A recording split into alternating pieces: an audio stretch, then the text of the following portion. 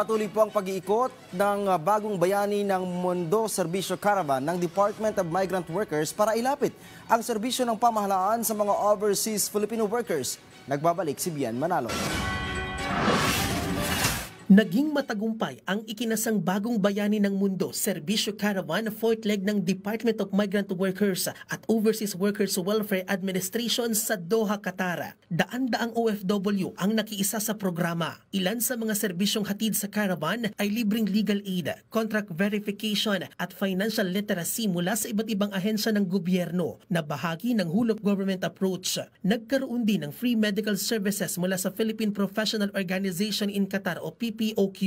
Binisita rin ng mga opisyal ng DMW ang Bahay Kalinga. Ito ay para matiyak na naibibigay ang tulong at suporta sa mga distressed OFW na tumutuloy doon. Bahagi rin ng programa ang pagpapalakas ng bilateral labor relations sa pagitan ng Pilipinas at Qatar. Nakipagpulong ang DMW sa Ministry of Labor of the State of Qatar kung saan tinalakay din ang paghahanda sa ministerial meeting ngayong taon na magpapaigting pa sa relasyon ng dalawang nasyon.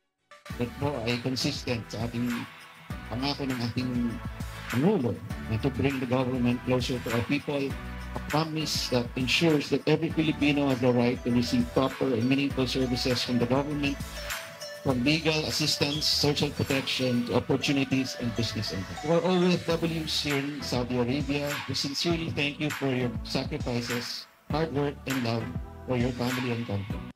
Samantala, 28 distress OFW sa Doha ang nakatanggap ng tulong pinansyala na nagkakahalaga ng 1.6 million pesos mula sa Action Fund ng DMW. Kabilang sa mga benepisyaryo ay cancer patients at mga OFW na may nakabinbing kaso na kasalukuyang tumutuloy sa Bahay Kalinga. Bien Manalo para sa Pambansang TV sa Bagong Pilipinas.